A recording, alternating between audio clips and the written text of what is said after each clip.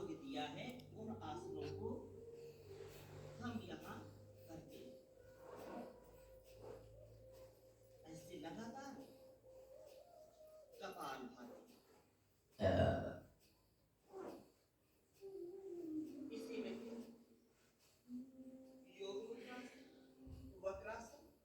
तो गोस्वामी सुखदेव जी महाराज को अभ्यास करेंगे वक्रासन का, अर्धमस्तकासन गोस्वामी कौशल देव जी, और अभ्यास करेंगे मंडूकासन और गोमुखासन का। अपने अपने अभ्यास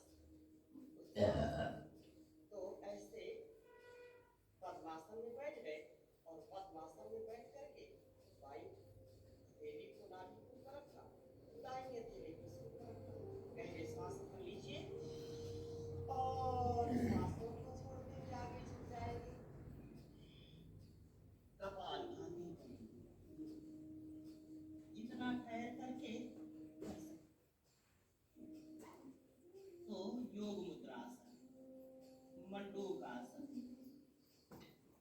अर्धमस्तकासन, वक्रासन, ये आपको सब यहाँ पर दिखा रहे हैं, कर रहे हैं, करा रहे हैं। इनका एक एक मिनट से लेकर के 2-2, 3-3, 5-5 मिनट का अभ्यास करेंगे तो कभी भी रोगी नहीं हो सकते।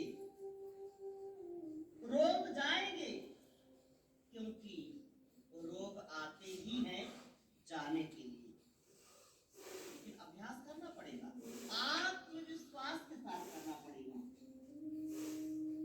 गुरु वचनों में विश्वास करना पड़ेगा, ऋषि वचनों में विश्वास करना पड़ेगा और वैसा जीना पड़ेगा।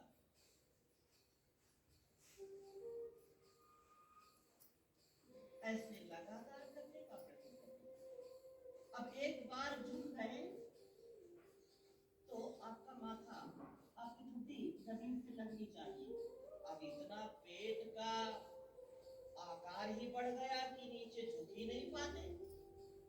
पेट क्या हो गया, डाइनिंग टेबल। तो इस पेट को भी थोड़ा सा घटाना पड़ेगा, कम करना पड़ेगा, क्योंकि पेट बढ़ गया रोग बढ़ जाएंगे। पेट बढ़ा तो रोगों का घर बन जाता है हमारा शरीर। लेकिन क्या करें, ये जुबान मानती नहीं, ये चुटुर पुटुर खाती रहती है। याद रखना, ये मुख सुख और दुख दोनों का आश्रय है। अगर इस मुख से, इस जुबान से हमने अच्छा कल्याणकारी आहार लिया है, कल्याणकारी बोला है, तो सुख की ओर रुख होगा। और यदि इस चटोरी जुबान को नहीं संभाला तो ये चटपटी चीज खाएगी, अटपटी बात बोलेगी, और जिससे विष घुलता, हमारे शरीर में विष घुलेगा, शरीर भी और संसार भी दुखी होगा। इसलिए इसको कंट्रोल में रखना।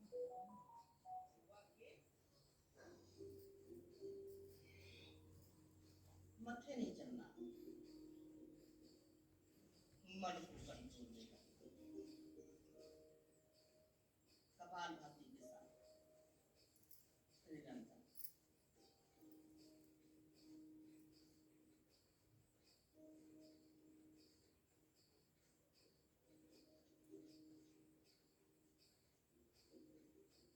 एक एक अभ्यास को अपने सामर्थ्य और सुविधा और आवश्यकता के अनुसार आप इसको बढ़ाते जाए और दिमाग लगातार करने का प्रयत्न करना। वक्रासन और आसन का भी अभ्यास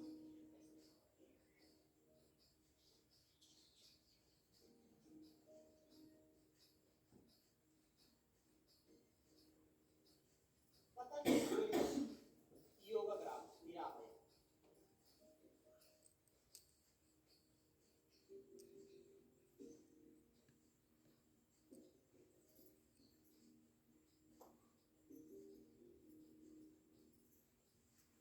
ये संसार के सबसे बड़े हमारे अलग अलग प्रांतों में जो वेलनेस का एक बहुत बड़ा अनुष्ठान,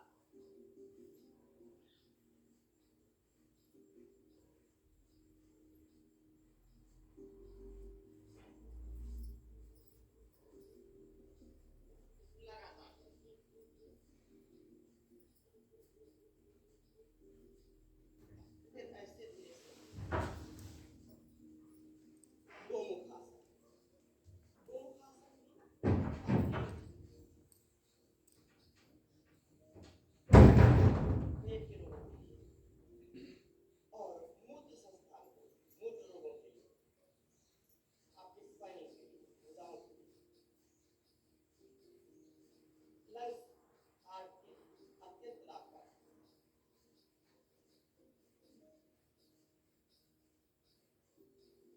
थके नहीं, रुके नहीं। अपने अपने कर्तव्य को हम करें, क्योंकि कर्तव्य से ही हमको सदगति की प्राप्ति है, सन्मति की प्राप्ति है।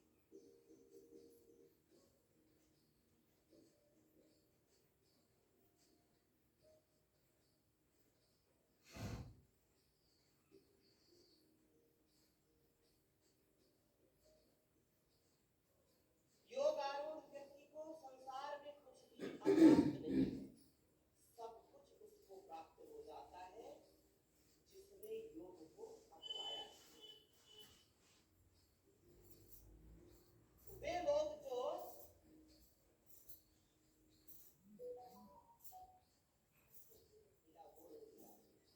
प्रभु ने हमारे जीवन में क्या